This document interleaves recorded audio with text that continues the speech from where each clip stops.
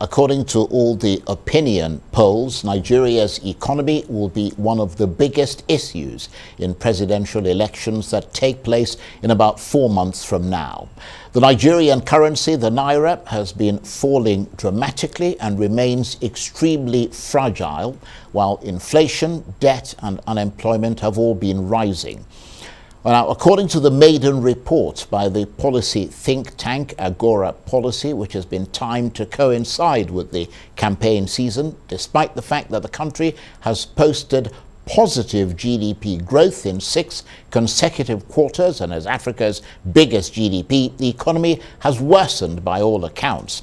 Alarmingly, the report says that while the government's expenditure has risen by 179% from 4.48 trillion naira in 2011 to 12.41 trillion in 2021, its actual revenue increased by only 81%, from 2.57 trillion in 2011 to 4.63 trillion naira in 2021.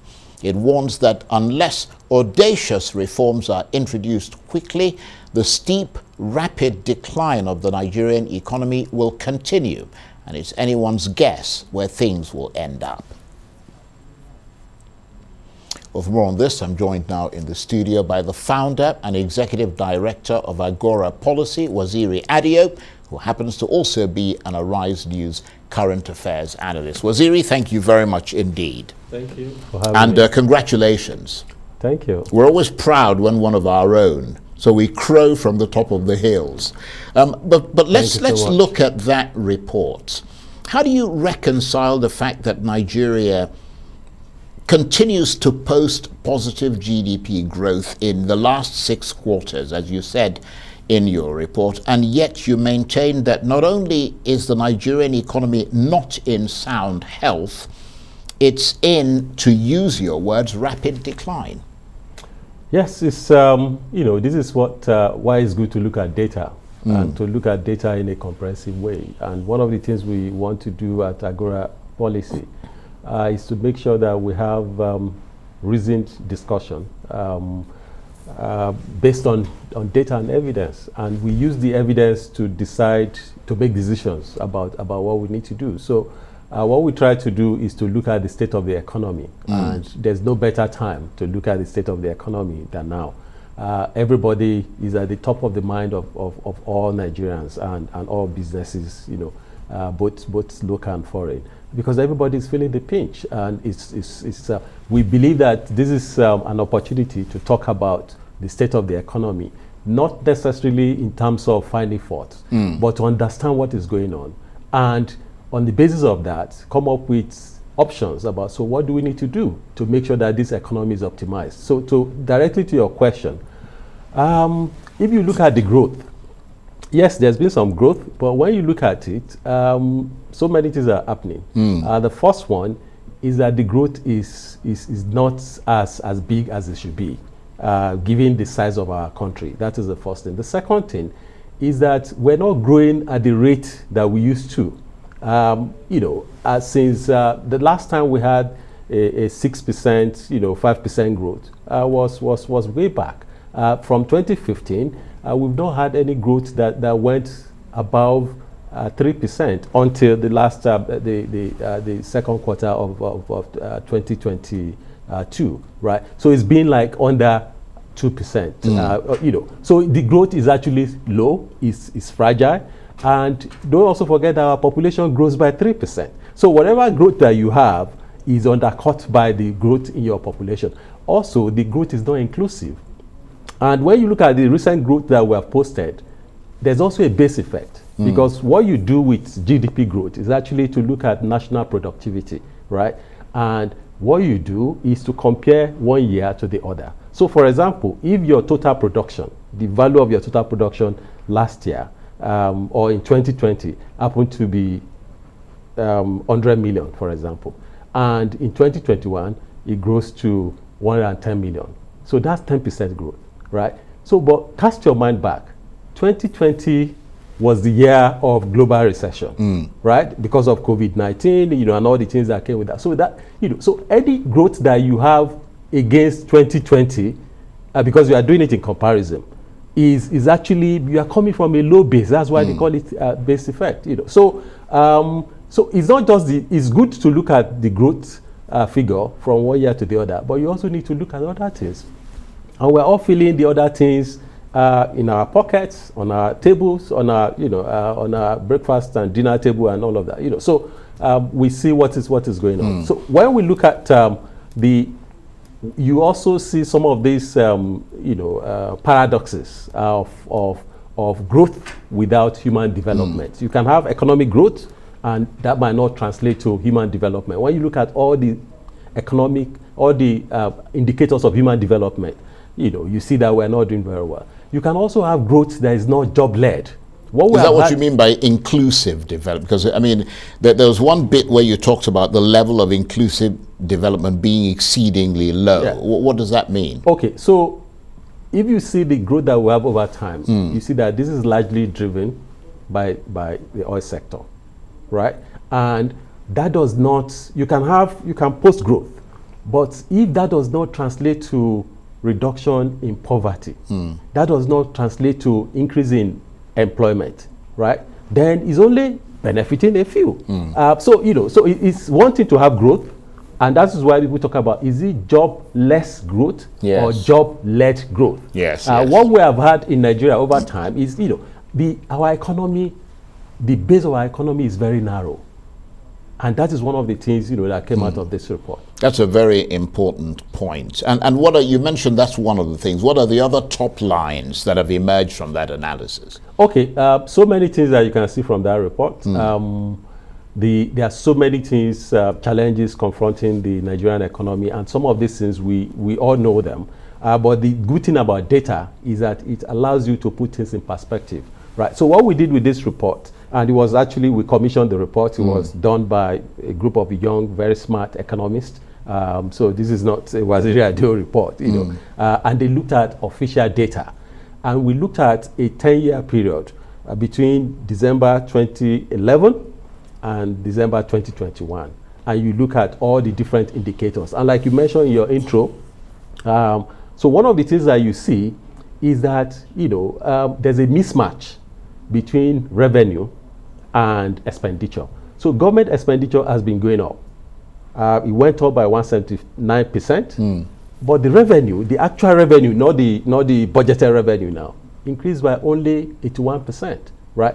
But when you also look at it, debt, increased by more than 400%. So the gap between expenditure and revenue, it's taken care of by debt. And so that is the second point. And you'd need a lot of debt because the gap is quite big. Yeah, it's quite big. The debt, the rate of debt is just going up geometrically. Absolutely, and that debt also is not fully accounted for, and I will explain. When we look at official debt statistics, right, they're not talking about the loan that the CBN gives to the federal government, which has actually increased extremely, right? In 2014, January 2014, the advances given by central bank to federal government was 265.7 billion naira, right? By March 2022, it was 18.89 trillion. My goodness. An increase of more than 7,000%. That's a terrifying. And that was in March. By now, the information I have now is that we're even in excess of 20 trillion. So, and you are not adding that to the domestic debt that you have. So, there's a mismatch between expenditure and revenue. That is one. There's also, despite what government has been saying, that we don't have a debt problem. We have a debt problem. We have a debt problem because the debt is expanding, and what that also means is that you are spending so much of your revenue to pay debt. When government talks about, our debt is sustainable, they use the World Bank metric. Yes, which is debt to GDP, and that's wrong, isn't it? It's not terribly wrong. I mean, it's not wrong but technically, but it's not accurate. It's not appropriate as a reflection of what is going on. Okay, two things. One, when you look at the metrics that they use, is it accounting for all the debt? If you are only using external debt to to GDP, that's a problem. If you are using the official figure of the debt, which talks about domestic debt and external debt, right, and doesn't include the ways and means, right, that's also a problem. But beyond that, the major issue is this: GDP does not pay debt. So it's debt to revenue that we should ratio. That we should be looking at. And when you look at that, that is the part where you should be worried, right? Because as we all know, in the first 4 months of this year, the revenue, what we used to service debt was higher than the revenue. It was actually, debt service was actually 120%, almost 120% of the revenue. So what that means is that all the money that we made, we use that to service debt. So what that means also is that every other thing that government needs to do, to pay salaries, to do overhead, they have to borrow. In order to fulfill and the more you borrow, the more your debt stock, and also the more money you need to service your debt. So you are just, it's like, you're in a hole. It's a vicious circle. It's a vicious circle. You are in a hole and you keep digging. So we have a revenue problem. Okay, let's finish with debt. We have a debt problem. And, if you look at it, to also give you a sense about how this is getting out of hand, if you look at the budget proposal that the president laid before the National Assembly a few weeks ago, the president proposed to spend 20.5 trillion naira, right? And out of that, the expected revenue was or is 9.7 trillion, right? Then what they plan to use to service debt service and sinking fund, both of them for debt service, right? 6.5 trillion. If you add that to what they plan to spend on petrol subsidy for 6 months, 3.36 trillion. So the money for debt service and for petrol subsidy will come to 9.8 trillion, more than the expected revenue. And don't also forget that the fact that you expect that revenue doesn't mean that you're going to get it. Absolutely. So if that doesn't scare you, nothing else will. Well, it does scare me, I have to be honest. And the way that your report has thoroughly looked at this is also incredibly impressive. But there are so many problems, just listening to you now, mitigating against this lack of earnings, that I wonder how any sort of quick action can offer solutions. I mean, how can this be when you've got soaring debts, huge deficits, trade and investment problems, growing inflation, unemployment, poverty, government spending that's focused on recurrent expenditure? I mean, you talk about in your report the need for quick action to come up with the offer of credible solutions. What kind of quick solutions can there be? Okay.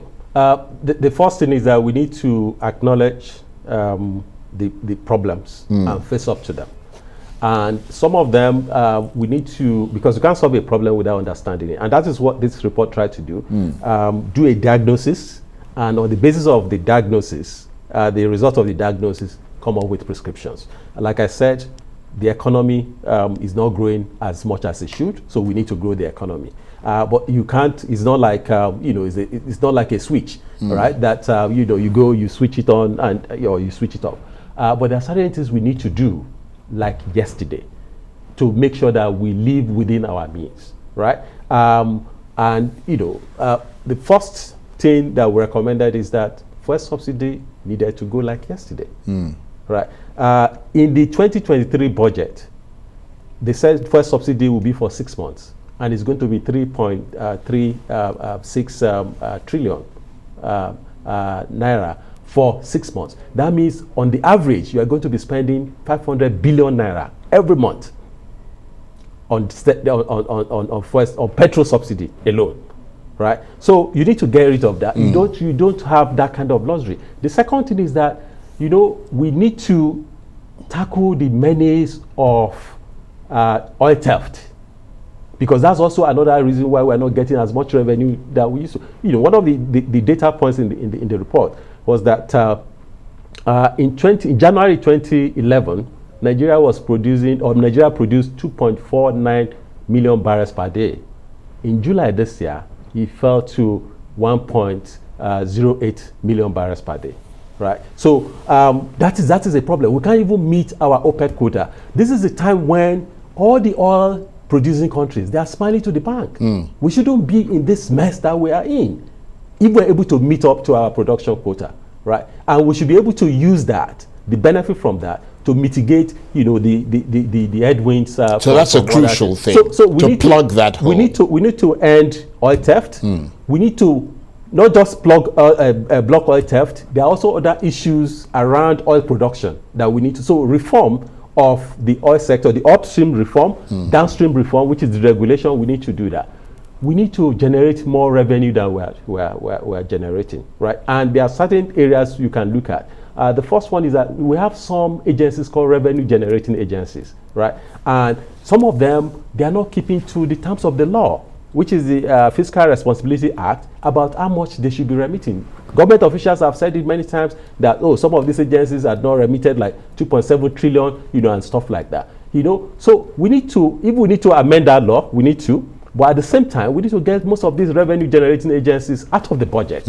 And there are some of these things that can be done by the private sector that you don't have to burden government with it. And also the money we give to some of these agencies, there's a lot of leakages, there's a lot of wastages, right? There are some of these agencies, there are 3 agencies that in 2021, 3 agencies collected about 350 billion as cost of collection. These are government agencies that are collecting commission for collecting revenue. Yeah. Do you know the budget of the National Assembly? It's about 150 billion. That's the budget of an arm of government. And you have 3 government agencies. And what happens when you have all these agencies that have this kind of excess money?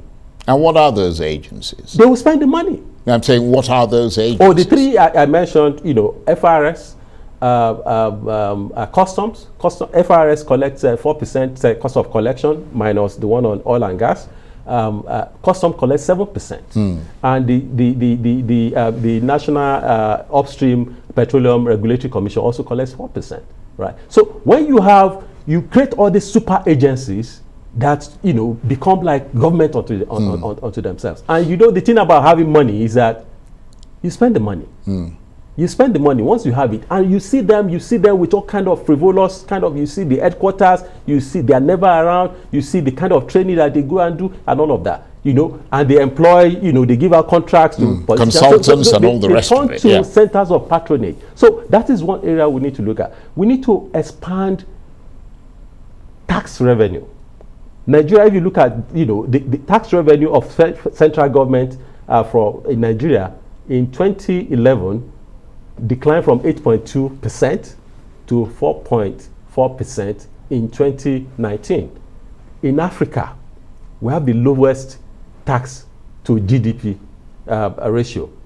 And when you compare us to other countries, we have the lowest, right? So we're not leveraging the size of our economy in terms of generating revenue, and it's not everything that it's not necessarily about, like there's a statistic that's only about 30% of companies are paying taxes, right? So why can't you get others to do that? You need to expand the tax base.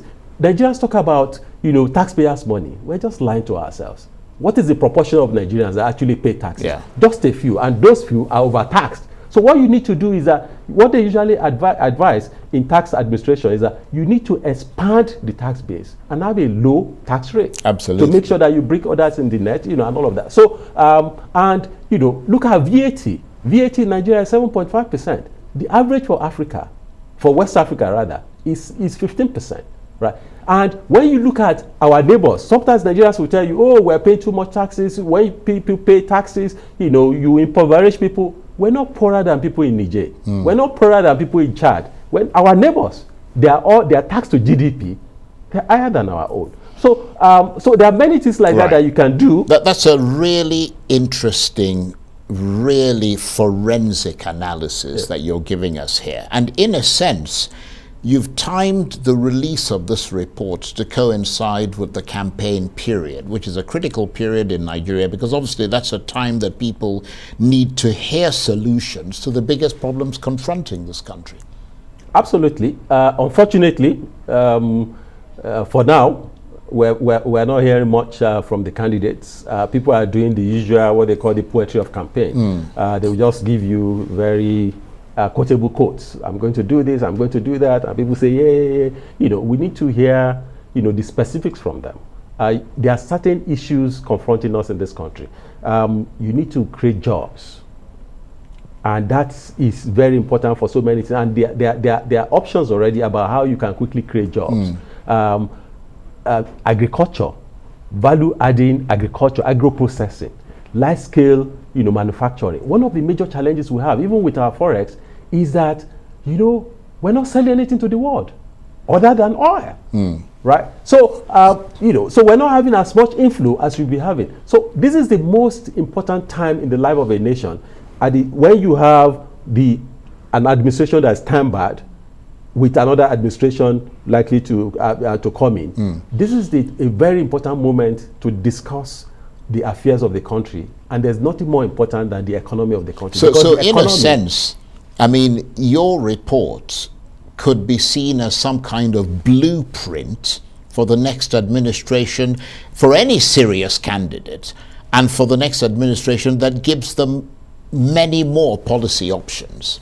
Absolutely, but we take it one step at a time. This has come out as part of the campaign period, and by the way, we're supported by MacArthur Foundation, you know, to do this, and we're working on 4 reports. The first of them is on the economy, which is what has come out now. The second one is on security. The third one is on transparency and accountability. Sorry, the third one is on gender and social inclusion. And the last one is on transparency and accountability. So when can we expect these? Are they going to come out all within this campaigin period? Yes. We want to stagger them. That's a lot of work. Yeah, we'll be working on this for some time. In the next 1 month or so, we'll have all the reports. But we also want this to these are very important issues. The ones the politicians want to discuss, the ones they don't want to discuss, we want to put these issues on the table and let the politicians and the non-politicians wrestle with the challenges that we have as a country and begin to have the very necessary discussion and debate and discussion about where we are as a country and the decisions that we need to make.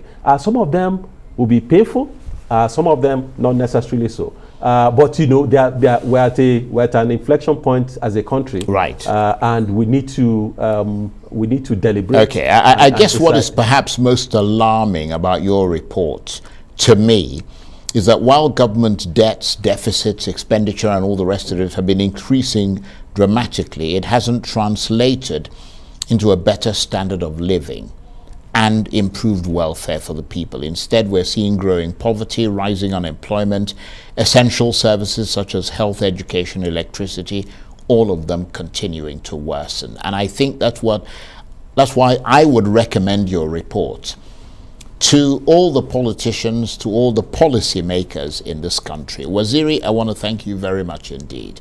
Really brilliant stuff that you've done there. Waziri Adio is, of course, the founder and executive director of Agora Policy, and he's also, by chance, an Arise News current affairs analyst. Thank you very much indeed. Thank you so much.